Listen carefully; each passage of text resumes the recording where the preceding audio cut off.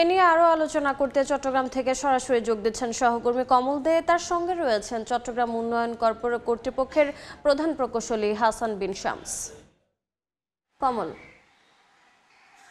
চট্টগ্রামের বেহাল সড়ক নিয়ে আলোচনা করতে আমাদের সাথে যোগ দিয়েছেন চট্টগ্রাম উন্নয়ন কর্তৃপক্ষের প্রধান প্রকৌশলী হাসান বিন শামস।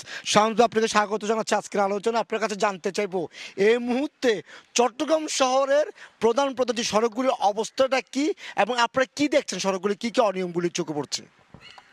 আমরা আসলে আমাদের একটাই কাজ হচ্ছে এখন আমাদের চট্টগ্রাম যে এলিভেটেড এক্সপ্রেসওয়ে কাজ করছি আমরা। এটা জানেন আপনি, শহরের যে লাইফ লাইন, আমাদের সবচেয়ে বড় রাস্তাটা মাঝখানে কাজগুলো হচ্ছে। তো কিছু অংশে আমরা আসলে আগেই কার্পেটিং করেছিলাম, মানে কিছু অংশে রাস্তার ইয়েটা খুবই ছিল, খারাপ ছিল, নাজুক ছিল। এটা অলরেডি কাজ একবার করা হয়েছে, বাট আবার নাজুক হয়ে গিয়েছে কারণ এখানে ড্রেনেজ ব্যবস্থাটা, রাস্তা থেকে যে পানিটা মাইনর ড্রেন দিয়ে সেকেন্ডারি ড্রেন বা টার্সিয়ারি ড্রেনে যাবে, ওটার কিন্তু মানে প্রায় বন্ধ। এগুলো আগে থেকে অচল ছিল। এবং আমি যদি বলি পার্টিকুলারলি ইপিজেড সেকশনগুলো আর কয়েকটা সেকশানে মানে টোটাল ড্রেনেজ ব্যবস্থা আসলে এটা আগে থেকেই আমরা যখন কাজটা বুঝে নিয়েছি, সিটি কর্পোরেশন থেকে যখন রাস্তাটা হ্যান্ড ওভার করলো আমাদেরকে, ওইটা কিন্তু তখনই অবস্থা নাজুক ছিল। আমরা বারবার বলেছি। ইপিজেড এলাকা হয়ে বন্দর পোর্টল্যান্ড রোড কি গিয়েছেন, দেখেছেন জনগণের দুর্ভোগটা কেমন হচ্ছে? তো অবশ্যই দেখেছি, এবং এটার বিষয়ে আমরা মাননীয় মেয়র মহোদয় সহ সিটি কর্পোরেশন সহ আমরা এটা সমন্বিতভাবে কাজ করছি। আপাতত আমরা ব্রিক সলিং দিয়ে রাস্তাটা করছি, যাতে কারণ এখানে যদি সাববেস ফেলা হয় এটা আবার চলে যাবে। আর এখন তো বর্ষাকালে কার্পেটিংও করা যাবে না, কার্পেটিংটা আমরা ড্রাই সিজনে একবারে ফিনিশ করে তারপর আমরা সিটি কর্পোরেশনকে হ্যান্ড ওভার করবো। তো আপাতত ব্রিক সোলিং দিয়ে আমরা যেগুলো গর্ত হয়েছে শহরের মাঝখানে, ওগুলো আমরা ফিল আপ করে দেওয়ার চেষ্টা করছি। আপনারা দেখছি আপনার সরকারি সংস্থাগুলো সমন্বয় করছেন না, সিডিএ কাজ করে গেল, ওয়াসা কাটলো, আবার সিটি কর্পোরেশন আবার রাস্তাটা ঠিক করে দিল, আবার এসে আপনারা কাটতেছেন। অর্থাৎ আপনাদের সমন্বয় করে যদি কাজটা করতেন তাহলে কিন্তু জনগণের দুর্ভোগটা হতো না। সমন্বয়ের কোনো উদ্যোগ আপনারা নিচ্ছেন কিনা? না, আমাদের আসলে সিস্টেমটা হচ্ছে যে যখনই আপনি কারো রাস্তার উপর, কারো জায়গার উপর, এবং সিটি কর্পোরেশন রাস্তাগুলো কিন্তু সব কিছু সিটি কর্পোরেশনের আন্ডারে, তো ওনার রাস্তার উপর কাজ করতে গেলে আমাকে ওনার থেকে একবার পারমিশন নিতে হয়, এবং ওই রাস্তাটা তখন আমাদেরকে হ্যান্ড ওভার করে। তখন যদি প্রজেক্ট মেয়াদকালীন সময় 3-4 বছর, ওটা কিন্তু আমাদের আন্ডারই, তখন সিটি কর্পোরেশন এটা দায়িত্ব নেয় না।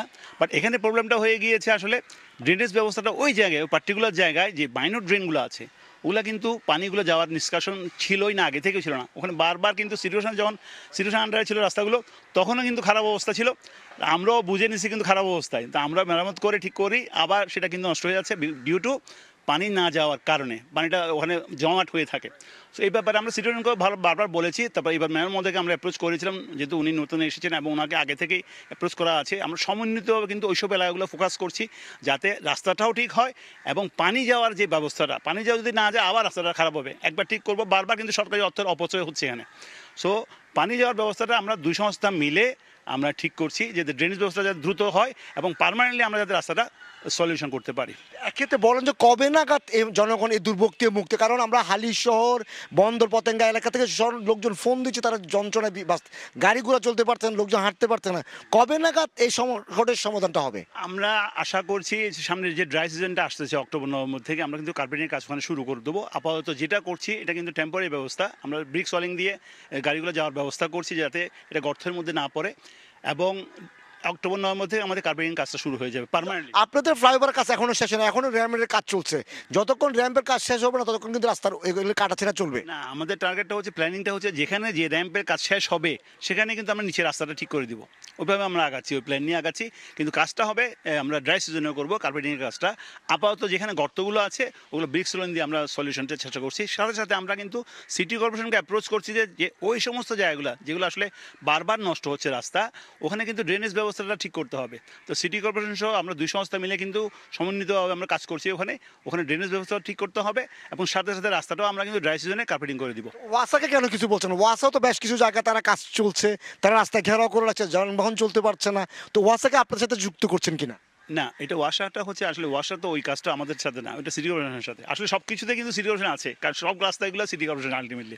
তো আসলে কাজের সময় যখন প্রপার মেথোডোলজি অনুসরণ না করলে আপনি ধরেন আমি একটা খনন করছি, আমরা যে কূপ খনন করছি বা পাইলিং একটা কাজ খনন করছি, ওটার মাটিগুলো কিন্তু গিয়ে আলটিমেটলি ড্রেনে পড়ছে। তো এটা যে সংস্থা কাজ করছে ওই সংস্থা কিন্তু এটা পরিষ্কার করে দেওয়ার কথা, এটা সিটি কর্পোরেশন করবে না।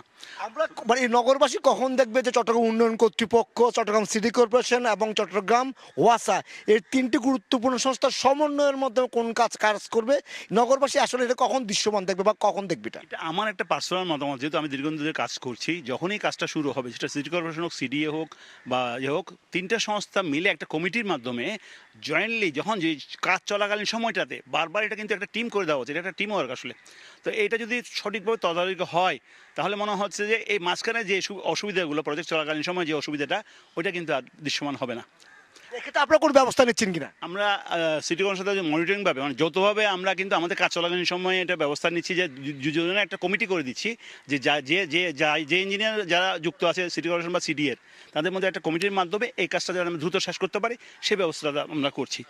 ধন্যবাদ শামস ভাই। আমরা কথা বলছিলাম চট্টগ্রাম উন্নয়ন কর্তৃপক্ষের প্রধান প্রকৌশলী হাসান বিন শামসের সাথে। তো আমরা কথা বলছিলাম নগরের যে বেহাল সড়ক অবস্থা, রাস্তাগুলো একবার ওয়াসা কাটলে আরেকবার পরবর্তী গিয়ে সিটি কর্পোরেশন কাটছে, আবার সিডিএ কাটছে, অর্থাৎ তিন সংস্থা যেটা সমন্বয়ের প্রয়োজন সেই সমন্বয়হীনতার কারণে নগরবাসী দুর্ভোগে পড়ছে। তবে সিডিএর যে চিফ ইঞ্জিনিয়ার তিনি আমাদেরকে আশ্বস্ত করেছেন আগামীতে তারা রাস্তার কাজ করতে গেলে তিনটি সংস্থার একটি কমিটি গঠন করা হবে, কমিটির মাধ্যমে তারা রাস্তাগুলো খনন করবে, যেটুকু কাজ করবে। এবং আগামী শীত হওয়ার সাথে সাথে যেসব হালি শহর, ইপিজেড, বন্দর কানেক্টিং রোড রয়েছে সেই রাস্তাগুলো তারা কার্পেটিং করে দেবে, এমনটি আশ্বস্ত করেছেন নগরবাসীকে চট্টগ্রাম উন্নয়ন কর্তৃপক্ষের প্রধান প্রকৌশলী। আমরা আবারও শামস ভাইকে ধন্যবাদ জানাচ্ছি আজকের আলোচনায় যোগ দেওয়ার জন্য, এবং আমাদের যে আলোচনা চলছিল নগরের বেহাল সড়ক নিয়ে সে আলোচনা এখানে শেষ করছি। সরাসরি যুক্ত ছিলাম চট্টগ্রামের মেহেদীবাগে।